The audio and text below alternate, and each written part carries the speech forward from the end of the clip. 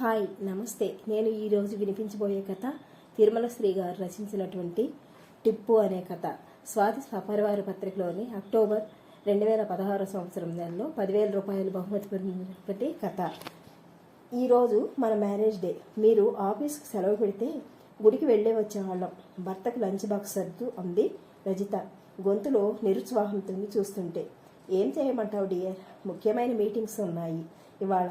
Can't help అన్నాడు సూర్య భుజాలు ఎగరవేస్తూ. కనీసం సాయంత్రమైనా పెందలకాడనే రండి అందామే. ష్యూర్, గుడికెళ్ళి అటు నుంచి నెక్లెస్ రోడ్డుకి వెళ్దాం, డిన్నర్ హోటల్లో చేద్దాం, సరేనా అన్నాడు. డబుల్ ఓకే అందామె చిరునవ్వుతో. ఆమె తలలోని మల్లె చెండును ఆగ్రానించి చిలిపిగా బుగ్గగిల్లి పెదవుల మీద ముద్దు పెట్టుకున్నాడు. అతను హ్యాపీ యానివర్సరీ సిగ్గుతో ముడుచుకుపోతూ సేమ్ టు యూ అందామె. వారి వివాహం 9 ఏళ్ళయింది. 2 చిన్నారులు, కూతురికి 7 ఏళ్ళు, కొడుక్కి 5 ఏళ్ళును. సూర్య సెక్రటేరియట్లో పనిచేస్తున్నాడు. రజిత గృహిణి.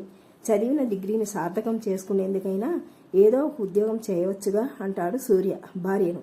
ఉద్యోగం పురుష లక్షణం అన్నారే కానీ స్త్రీ లక్షణం అనలేదుగా. ఇంటి పట్టున ఉండి పిల్లల ఆలనా పాలనా చూసుకోవడమే నాకు ఆనందం అని జవాబు ఇస్తుందామె. ఆ రోజు మమ్మీ డాడీల మ్యారేజ్ డే అని చెప్పి స్కూల్ ఎగ్గొట్టేశారు పిల్లలు. ఔటింగ్ అనేసరికి సంబరంతో గంతులు వేశారు. సాయంత్రం సూర్య ఆఫీస్ నుంచి వచ్చేసరికి తల్లి పిల్లలు కొత్త బట్టలు ధరించి సిద్ధంగా ఉన్నారు. కారులో బిర్లా మందిర్ వైపుకి బయలుదేరారు. ఆ మధ్య సెకండ్ హ్యాండ్ కారు కొన్నాడు సూర్య. దైవ దర్శనం చేసుకొని నెక్లెస్ రోడ్డుకి వెళ్లారు. ఐస్ క్రీమ్ తిని అమ్యూజ్మెంట్ పార్కుకు పరిగెత్తారు పిల్లలు. ట్యాంక్ బండి మీద కూర్చుని హుషారుగా ఆడుకుంటున్న పిల్లల వంక మురిపంగా చూస్తూ కబుర్లు చెప్పుకున్నారు సూర్య రజితలు. అనంతరం డిన్నర్ కోసం ఓ స్టార్ హోటల్కి వెళ్ళారు. పిల్లలకు తమకు ఇష్టమైన స్పెషల్స్ని ఆర్డర్ చేశారు. Starters, main course, desserts, fruit సలాడ్లను బాగా ఎంజాయ్ చేశారు. బిల్ వచ్చింది. సుమారుగా 2,000 అయింది. క్రెడిట్ కార్డుతో పే చేశాడు. తర్వాత వెయిటర్కి టిప్పుగా 2 10 రూపాయల నోట్లను పళ్ళెంలో ఉంచాడు. వెయిటర్ తన వైపు అదోలా చూస్తూ ఉంటే నన్ను ఎక్కడో చూసినట్టుందా ఏమిటి కొంపదీసి అడిగాడు సూర్య చిరునవ్వుతో. మీ హోటల్కి మేము రావడం ఇదే ప్రథమం అన్నాడు. ఈ హోటల్కి కాదు, మీరు అసలు ఏ హోటల్కైనా వెళ్ళారా అని సందేహంగా ఉంది అన్నాడు వెయిటర్. సూర్య తెల్లబోయి అదేమిటోయి పుటుక్కన అలా అనేశావు అన్నాడు. టిప్పు భారీగా ఇస్తేను అని వ్యంగ్యంగా అన్నాడు వెయిటర్. అంటే టిప్పు ఎక్కువైందా? నేను ఎప్పుడూ అంతే ఉదారంగా ఉంటాను అన్నాడు సూర్య అతని వ్యంగ్యం అర్థం కానట్టుగా. వెయిటర్కి ఒళ్ళు మండిపోయినట్టుంది. 2,000 రూపాయల బిల్లుకి టిప్పుగా 20 రూపాయలు ఇచ్చిందే కాక శిబి చక్రవర్తిలా బిల్డప్ ఒకటి. ఓ 100 కొడితే మీ పర్సు ఖాళీ అయిపోతుందా అన్నాడు. సూర్యకు చిర్రెత్తుకొచ్చింది. అసలు మీకెందుకు ఇవ్వాలయ్యా టిప్పు? కస్టమర్ సంతోషంగా ఇచ్చిందేదో తీసుకుని సంతోషించక వ్యంగ్యాస్త్రాలు వదులుతున్నావా అన్నాడు కటువుగా. ఆ వెయిటరు తక్కువవాడు కాదు, పైగా చదువుకున్నవాడిలా ఉన్నాడు. టిప్పు అంటే ముష్టి కాదు సార్, టిప్పును మా అన్రిటెన్ రైట్, వృత్తి పరంగా సంక్రమించిన హక్కు అన్నాడు. పక్క టేబుల్ దగ్గర సర్వ్ చేస్తున్న వెయిటర్ వారి దగ్గరకు వచ్చాడు. ఇచ్చేయండి సార్, ఓ 100 మీది కాదనుకుంటే ఇలా అందరిలోనూ బొందపడాల్సిన అవసరం ఉండదు అన్నాడు లోకల్ భాష యాస మిళాయించి. ఇతర కస్టమర్స్ అంతా చిత్రంగా తమ వైపే చూస్తుండడంతో ఇబ్బందిగా అనిపించింది రజితకు. వారించబోతున్న భర్తను వారించి ఇచ్చేయమన్నట్టుగా సైగ చేసింది. అయిష్టంగానే 50 రూపాయల నోటు తీసి పళ్ళెంలో వేశాడు. డబ్బులు తీసుకొని జేబులో కుక్కుంటూ రహస్యం చెప్తున్నవాడిలా గొంతు తగ్గించి అన్నాడు వెయిటర్తో సూర్యతో.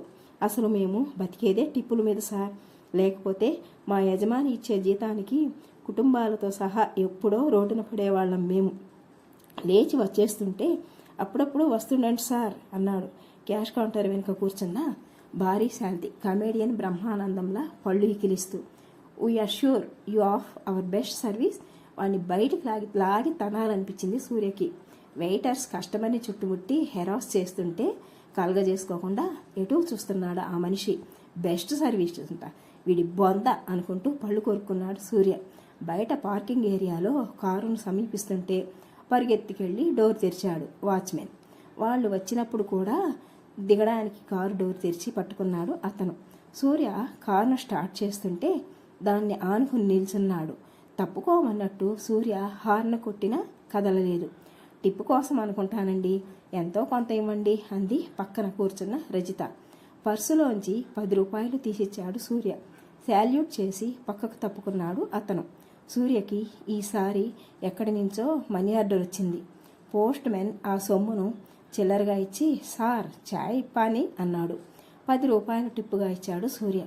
నాకు కడుపులో అల్సర్ ఉంది సార్, అందుకనే కోల్డ్ చాయే తాగుతాను నసిగాడు పోస్ట్ మ్యాన్. 30 రూపాయలది.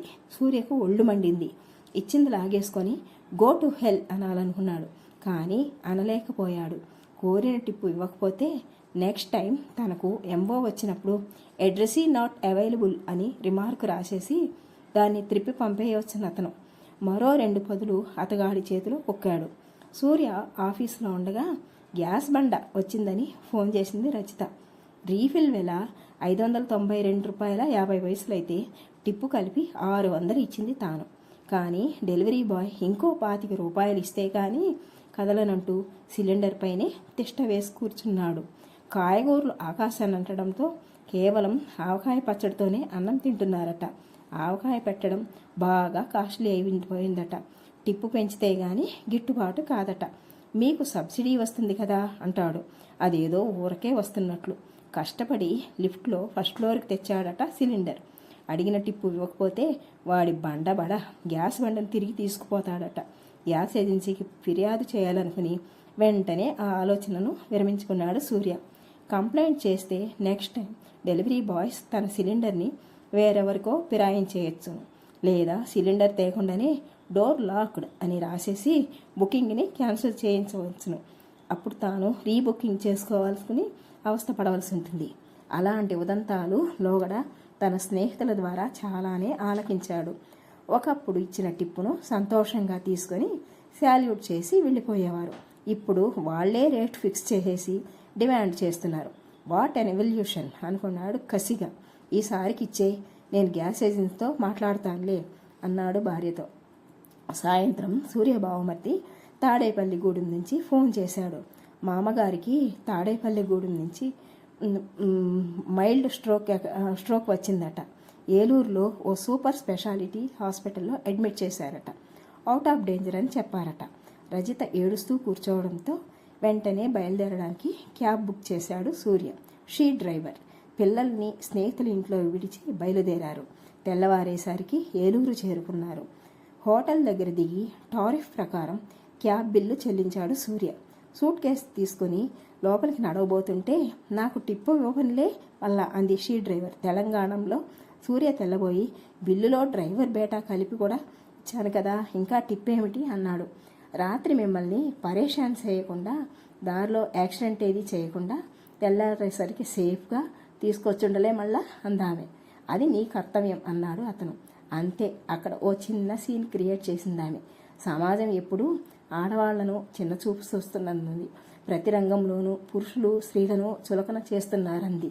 అదే మగ డ్రైవర్ అయితే అడగకుండానే మస్తుగా టిప్పు ఇచ్చుడి వాళ్ళంది. తాను ఆడది కావడం వల్లనే లొల్లి చేస్తున్నారంది. ఇంకా ఏమేమో ఉంది. ఆమె షీ డ్రైవర్, పైగా పెద్ద నోరు, వాడేది తెలంగాణ భాష. జనం మోగారక్కడ. అసలే తండ్రి ఎప్పుడెప్పుడు చూద్దామా అన్న ఆతృత. దానికి తోడు మూగిన జనం. ఎంతో కొంత ఇచ్చేద్దురు అంది రజిత మెల్లగా. అయిష్టంగానే ఓ 100 రూపాయలు డ్రైవర్ చేతిలో పెట్టబోయాడు సూర్య.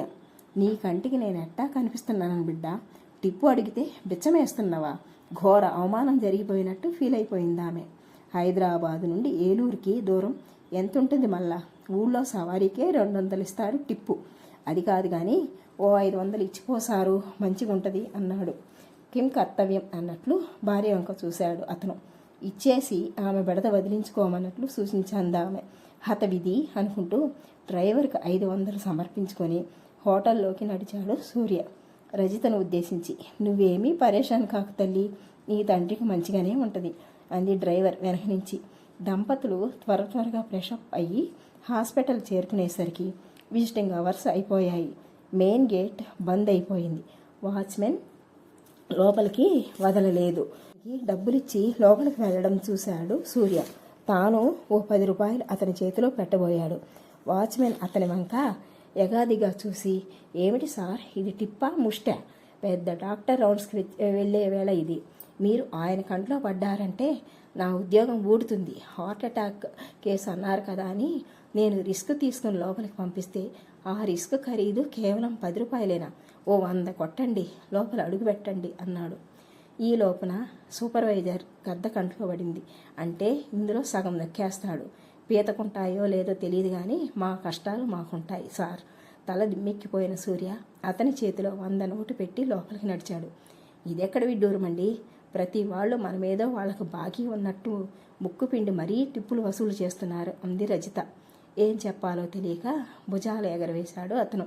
ఎంత స్పెషల్ రూమ్ అయినా హార్ట్ పేషెంట్ దగ్గర ఎక్కువసేపు ఉండకూడదు. ఓ అరగంట సేపు కూర్చొని బయలుదేరారు దంపతులు. ఆలోపునే ఆయాలని, వార్డు బాయ్లని, సఫాయి వాలాలని ఎవరెవరో వచ్చి సూర్య దగ్గర టిప్పులు తీసుకొని వెళ్ళిపోయారు. అతని బావమరిది మందుల కోసమని మెడికల్ షాప్కు వెళ్ళిన తరుణంలో 2 రోజులు ఏలూరులోనే ఉండి మామగారికి కాస్త నయమైందనగానే హైదరాబాద్కు తిరిగి ప్రయాణమయ్యారు దంపతులు.